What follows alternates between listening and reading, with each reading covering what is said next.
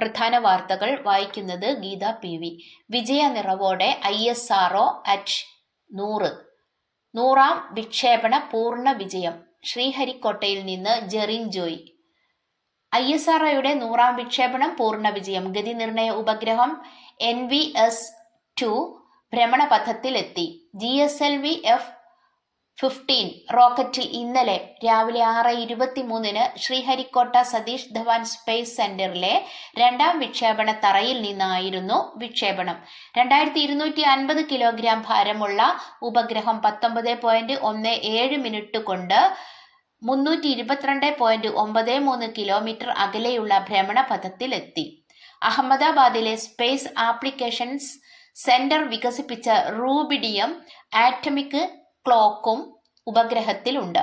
നിർണായക നാഴികക്കല്ലാണ് പിന്നിട്ടതെന്ന് ISRO ചെയർമാൻ V. നാരായണൻ പ്രതികരിച്ചു. നാരായണൻ ചെയർമാനായി ചുമതലയേറ്റ ശേഷമുള്ള ആദ്യ ദൗത്യമായിരുന്നു ഇത്. VSSC director doctor S. Unnikrishnan Nair, UR Rao, satellite centre director M. Sankaran, space centre director A. Rajarajan ഉൾപ്പെടെയുള്ള മുതിർന്ന ശാസ്ത്രജ്ഞരും ദൗത്യത്തിന്റെ ഭാഗമാണ്. മാവേലിക്കര പുന്നമൂട് സ്വദേശി തോമസ് കുര്യനാണ് മിഷൻ ഡയറക്ടർ. വന്യജീവി ആക്രമണം തടയാൻ മിഷൻ FFW. വന്യജീവികൾക്ക് കാടിനുള്ളിൽ ഭക്ഷണവും ജലവും ഉറപ്പാക്കുമെന്ന് മന്ത്രി. തിരുവനന്തപുരം. വയനാട്ടിലെ കടുവ ആക്രമണത്തിന്റെ പശ്ചാത്തലത്തിൽ മനുഷ്യ വന്യജീവി സംഘർഷം ലഘൂകരിക്കുന്നതിന് mission FFW food fodder and water നടപ്പാക്കുമെന്ന് മന്ത്രി AK ശശീന്ദ്രൻ. വന്യജീവികൾ ജനവാസ മേഖലകളിലേക്ക് പ്രവേശിക്കുന്നത് തടയുകയാണ് ലക്ഷ്യം. ഇവയ്ക്കു കാടിനുള്ളിൽ ഭക്ഷണവും ജലവും ഉറപ്പാക്കും. ടവറുകളുടെ 4G സജ്ജമാക്കാൻ മാർച്ചിൽ പൂർത്തിയാക്കാൻ BSNL. പത്തനംതിട്ട. മാർച്ച് 31 മുൻപ് സംസ്ഥാനത്തെ 6931 BSNL ടവറുകളിൽ 4G സൗകര്യം ക്രമീകരിക്കാൻ BSNL 4800-ലേറെ ടവറുകളിൽ 4G സൗകര്യം ഒരുക്കി. മാർച്ച് അവസാനത്തോടെ ബാക്കിയുള്ള ടവറുകളിലും 4G സൗകര്യം ഏർപ്പെടുത്തി ശൃംഖല വിപുലമാക്കാനാണ് BSNL ശ്രമം. ടാറ്റ കൺസൾട്ടൻസി സർവീസാണ് 4G സാങ്കേതിക വിദ്യ നൽകുന്നത്. തുടക്കത്തിൽ 4G സേവനം നൽകിയ ശേഷം 2ാം ഘട്ടത്തിലാകും 5G സൗകര്യമൊരുക്കുന്നത്. ഇതിനായി ടവറിലെ ഉപകരണം മാറ്റേണ്ടതില്ല. ടാറ്റ കൺസൾട്ടൻസി സർവീസാണ് 4G സാങ്കേതിക വിദ്യ നൽകുന്നത്. തുടക്കത്തിൽ 4G സേവനം നൽകിയ ശേഷം 2ാം ഘട്ടത്തിലാകും 5G സൗകര്യമൊരുക്കുന്നത്. ഇതിനായി ടവറിലെ ഉപകരണം മാറ്റേണ്ടതില്ല. ഇതുകൂടാതെ നിലവിൽ കവറേജ് പ്രശ്നമുള്ള സ്ഥലങ്ങളിൽ പുതിയ ടവറുകൾ സ്ഥാപിക്കുന്ന 4G സാച്ചുറേഷൻ പദ്ധതിയിൽ സംസ്ഥാനത്ത് 327-ൽ 275 ടവറുകളും പൂർത്തിയാക്കി. നെറ്റ്വർക്ക് പ്രശ്നമുള്ള വനമേഖലകളിലും ഗ്രാമീണ മേഖലകളിലും ഇന്റർനെറ്റ് സൗകര്യം ഉറപ്പാക്കുന്നതാണ് പദ്ധതി. ഇതിൽ 160 എണ്ണം വനമേഖലയിലാണ്, 44 എണ്ണം സർക്കാർ ഭൂമിയിലും ബാക്കി സ്വകാര്യ സ്ഥലങ്ങളിലുമാണ്. MP-മാരുടെ ഉൾപ്പെടെ നിർദ്ദേശം സ്വീകരിച്ച് പുതുതായി വന്ന 17 അപേക്ഷകൾ അനുമതിക്കായി നൽകിയിട്ടുണ്ട്. മലബാർ മേഖലയിൽ നിന്നാണ് പുതിയ അപേക്ഷകൾ കൂടുതലും. BSNLന്റെ കേരള സർക്കിളിനു കീഴിൽ ലക്ഷദ്വീപിൽ 37 ടവറുകളിലും 4G സൗകര്യം ഒരുക്കുന്നുണ്ട്. മികച്ച വരുമാനമുള്ള സർക്കിൾ എന്ന പരിഗണനയിലാണ് 4G സാങ്കേതിക വിദ്യ നടപ്പാക്കാൻ കേരള സർക്കിളിനെ തെരഞ്ഞെടുത്തത്. ഉത്തരാഖണ്ഡിന് പ്രധാനമന്ത്രിയുടെ അഭിനന്ദനം. ഡെറാഡൂൺ. ദേശീയ ഗെയിംസിന്റെ ഉദ്ഘാടന വേളയിൽ ഉത്തരാഖണ്ഡിന്റെ സംരംഭങ്ങളെ പ്രധാനമന്ത്രി മുക്തകണ്ഠം പ്രശംസിച്ചു. സംസ്ഥാനത്ത് സ്പോർട്സ് രംഗത്തുണ്ടായ വികസനത്തെയും സംസ്ഥാനം നടപ്പാക്കിയ ഏകീകൃത civil code, winter tourism, plastic മുക്ത ക്യാമ്പയിൻ എന്നിവയെയുമാണ് പ്രധാനമന്ത്രി പ്രശംസിച്ചത്. ദേശീയ ഗെയിംസിന്റെ വിദഗ്ധമായ നടത്തിപ്പിന്റെ പേരിലും പുഷ്കർ സിംഗ് ധാമി സർക്കാരിനെ പ്രധാനമന്ത്രി അഭിനന്ദിച്ചു. ഡിജിറ്റൽ സിഗ്നേച്ചർ രേഖപ്പെടുത്തിയതിൽ വീഴ്ച. വിതുരയിൽ 430 പേരുടെ വിധവാ പെൻഷൻ മുടങ്ങി. പ്രതിഷേധിച്ച് കോൺഗ്രസ്. വിതുര. സർട്ടിഫിക്കറ്റ് അപ്ലോഡ് ചെയ്ത് ഡിജിറ്റൽ സിഗ്നേച്ചർ രേഖപ്പെടുത്തുന്നതിൽ വീഴ്ച സംഭവിച്ചതോടെ വിതുര പഞ്ചായത്തിലെ 430 പേരുടെ വിധവാ പെൻഷൻ മുടങ്ങി. വിധവാ പെൻഷൻ വാങ്ങുന്ന ഗുണഭോക്താക്കളുടെ പുനർവിവാഹം കഴിഞ്ഞിട്ടില്ല എന്നതു സംബന്ധിച്ച സർട്ടിഫിക്കറ്റ് സെക്ഷൻ ക്ലർക്കാണ് അപ്ലോഡ് ചെയ്ത ശേഷം സെക്രട്ടറി തന്റെ ഐഡിയിൽ നിന്നും ലോഗിൻ ചെയ്ത് ഡിജിറ്റൽ സിഗ്നേച്ചർ രേഖപ്പെടുത്തിയാൽ മാത്രമേ പെൻഷൻ തുക ബാങ്ക് അക്കൗണ്ടിലേക്ക് ക്രെഡിറ്റ് ആവോ. സെക്ഷൻ ക്ലർക്ക് സർട്ടിഫിക്കറ്റ് അപ്ലോഡ് ചെയ്തെങ്കിലും സെക്രട്ടറി ഡിജിറ്റൽ സിഗ്നേച്ചർ യഥാസമയം രേഖപ്പെടുത്തിയില്ലെന്ന് കണ്ടെത്തി. വിവരങ്ങൾ അപ്ലോഡ് ചെയ്യേണ്ട സേവന സോഫ്റ്റ്വെയറിൽ സാങ്കേതിക പ്രശ്നങ്ങൾ കടന്നുകൂടിയതിനെ തുടർന്ന് കൃത്യസമയത്ത് ഡിജിറ്റൽ സിഗ്നേച്ചർ ചെയ്യാൻ സാധിച്ചില്ലെന്നാണ് ഉദ്യോഗസ്ഥരുടെ വിശദീകരണം. 2 മാസത്തെ പെൻഷൻ ലഭിക്കാത്തതിന്റെ കാരണം ഗുണഭോക്താക്കൾ അന്വേഷിച്ച് എത്തിയപ്പോഴാണ് പെൻഷൻ മുടങ്ങിയത് അറിഞ്ഞത്. ഗുണഭോക്താക്കളും ഉദ്യോഗസ്ഥരും തമ്മിൽ വാക്കേറ്റമായി. സോഫ്റ്റ്വെയറിന്റെ പ്രശ്നം ഈ മാസം 5-ന് തന്നെ ഉദ്യോഗസ്ഥരുടെ ശ്രദ്ധയിൽപ്പെട്ടെന്നും 20 വരെ ഡിജിറ്റൽ സിഗ്നേച്ചർ ചെയ്യാമെന്നിരിക്കെ ഈ സമയപരിധിക്കുള്ളിൽ അതിനുള്ള ശ്രമം നടന്നില്ലെന്നും ആരോപിച്ച് കോൺഗ്രസ് പ്രവർത്തകർ പഞ്ചായത്ത് ഓഫീസ് പടിക്കൽ ധർണ നടത്തി. ഇതിൽ ഗുണഭോക്താക്കളും പങ്കെടുത്തു. ചീറിപ്പാഞ്ഞ് ലോറികൾ, നിയന്ത്രണം പേപ്പറിൽ. പള്ളിക്കൽ അപകടങ്ങൾ ആവർത്തിക്കുന്നു. പള്ളിക്കൽ ചീറിപ്പായുന്ന ഹെവി വാഹനങ്ങളുടെ വേഗ നിയന്ത്രണത്തിന് നടപടിയില്ലെന്ന് ആക്ഷേപം. കഴിഞ്ഞ ദിവസം പള്ളിക്കൽ ആനക്കുന്നത്ത് 2 സ്വകാര്യ ബസ്സുകൾ കൂട്ടിയിടിച്ച് 20 പേർക്ക് പരിക്കേറ്റിരുന്നു. ലോറിയെ മറികടക്കാൻ ശ്രമിക്കുമ്പോഴാണ് പള്ളിക്കൽ ഭാഗത്തേക്ക് പോയ ബസ് എതിർദിശയിൽ വന്ന ബസ്സുമായി കൂട്ടിയിടിച്ചത്. പള്ളിക്കൽ മടവൂർ മേഖലകളിലെ ഗ്രാമീണ റോഡുകളിൽ വാഹനങ്ങൾ പലപ്പോഴും അമിത വേഗത്തിൽ ഓടുന്നത് ശ്രദ്ധയിൽപ്പെട്ടിട്ടും ബന്ധപ്പെട്ടവർ ഒരു നടപടിയും ഇതേവരെ സ്വീകരിച്ചിട്ടില്ല. ഒരാഴ്ച മുൻപ് പുതുശ്ശേരിയിൽ അമിത വേഗത്തിൽ വന്ന ലോറി ഇടിച്ച് ബൈക്ക് യാത്രികൻ മരിച്ചിരുന്നു. പള്ളിക്കൽ വടക്കേപ്പള്ളിക്ക് സമീപം ഷീബ മൻസിലിൽ അഷ്റഫ് സീന ദമ്പതികളുടെ മകൻ മുഹമ്മദ് അർഷിദ് 24 ആണ് മരിച്ചത്. ബൈക്ക് യാത്രികനെ ഇടിച്ച് തെറിപ്പിച്ച ശേഷം നിർത്താതെ പോയ ലോറിയെ നാട്ടുകാർ തടയുകയായിരുന്നു. ലോറി ഇടിച്ച് പരിക്കേറ്റ് ചികിത്സയിലായിരുന്ന വയോധികൻ കഴിഞ്ഞ ദിവസം മരിച്ചിരുന്നു. ലോറിയിൽ നിന്ന് പാറക്കഷ്ണം റോഡിൽ വീണ് കാറിൽ നിന്ന് ഇറങ്ങിയ ആൾക്ക് പരിക്കേറ്റ സംഭവവുമുണ്ടായി. രാവിലെ സ്കൂൾ വാഹനങ്ങളും മറ്റും സഞ്ചരിക്കുന്ന സമയത്ത് ലോറികൾ ലോഡുമായി നിരത്തിൽ ഇറങ്ങരുത് എന്ന കോടതി ഉത്തരവുണ്ട്. ധാരാളം സ്കൂളുകൾ സ്ഥിതി ചെയ്യുന്ന മേഖലയാണ് പള്ളി. നെയ്യാറ്റിൻകരയിലെ റോഡുകൾക്ക് 4.5 കോടി.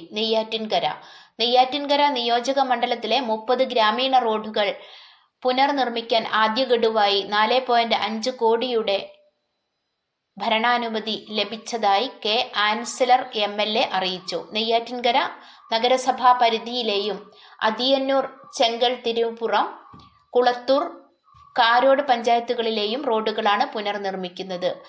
Aralumoodu block office road, Kavuvila Konnamoodu road, Panthavila Mullari road, Kurisadimukku Nediyakala road, Oorootukala Khadi board road, Kochupally Chembakkulam road, Kamukinkode Kargil road, Mankoottam കൂട്ടനിന്നതിൽ road, Puthenkada Kumily road, Vettukad Mayiladi road, Kakkaravila Maradi road, Karakkavila Kadalikulam road, Mozhimam Thottam Amaravila road തുടങ്ങിയവയാണ് പുനർനിർമ്മിക്കുക. കായികം. മെഡൽ പ്രകാശം.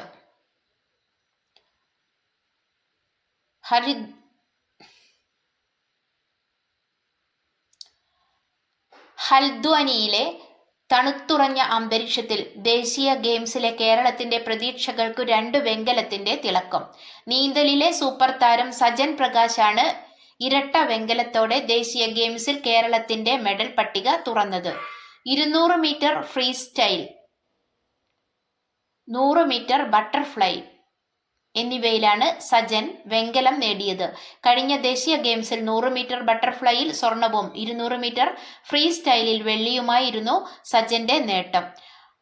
ഹൽദ്വാനിയിലെ തണുപ്പും ആരോഗ്യ പ്രശ്നങ്ങളും ബാധിച്ചുവെങ്കിലും പരമാവധി മികച്ച പ്രകടനം നടത്തിയെന്നു സജൻ പ്രകാശ് പറഞ്ഞു. ദേശീയ ഗെയിംസിൽ ഏത് മെഡൽ നേട്ടവും സന്തോഷമാണെന്നും സജൻ പറഞ്ഞു. ഇന്നലത്തെ 2 മെഡലുകളോടെ ദേശീയ ഗെയിംസുകളിലെ സജന്റെ ആകെ മെഡൽ നേട്ടം 28 ആയി. അതിൽ 14 സ്വർണം. 200 മീറ്റർ ഫ്രീ സ്റ്റൈലിൽ കർണാടകയുടെ ശ്രീഹരി നടരാജനാണ് സ്വർണം. 100 മീറ്റർ ബട്ടർഫ്ലൈയിൽ തമിഴ്നാടിന്റെ രോഹിത് ബെനഡിക്ഷനാണ് സ്വർണം. പെൺകുട്ടികളുടെ 400x100 മീറ്റർ ഫ്രീ സ്റ്റൈൽ റിലേയിൽ കേരളം 6ാമതായി. കർണാടകയ്ക്കാണ് സ്വർണം. കളരിപ്പയറ്റിൽ 11 സ്വർണം. ദേശീയ ഗെയിംസിൽ പ്രദർശന മത്സര ഇനമായി ഒതുക്കിയ കളരിപ്പയറ്റിൽ ആദ്യ ദിവസം കേരളത്തിന് 11 സ്വർണം. മെയ്പ്പയറ്റ്, ചുവടുകൾ, വാൾപ്പയറ്റ്, ഉറുമിപ്പയറ്റ്, ഉറുമി വീശൽ, കെട്ടുകാരി, കൈപ്പോര് എന്നീ ഇനങ്ങളിലാണ് ഇന്നലെ മത്സരങ്ങൾ നടന്നത്. ധിനിധി എന്ന നിധി. ദേശീയ ഗെയിംസ് നീന്തലിൽ ഒരു ദിവസത്തിനിടെ 3 സ്വർണവുമായി പാതി മലയാളി ധിനിധി ദേസിംഗോ. ഹൽദ്വാനി. വെള്ളത്തെ പേടിയായിരുന്ന പെൺകുട്ടി ഹൽദ്വാനിയിലെ നീന്തൽക്കുളത്തിൽ ഇന്നലെ സ്വർണ മീനിന്റെ ചേലിലായിരുന്നു. പാതി മലയാളിയായ 14കാരി ധിനിധി ദേസിംഗോ ദേശീയ ഗെയിംസിലെ നീന്തൽക്കുളത്തിൽ നിന്ന് കർണാടകയ്ക്കായി വാരിയെടുത്തത് 3 സ്വർണം, ഒരു ദേശീയ റെക്കോർഡ്.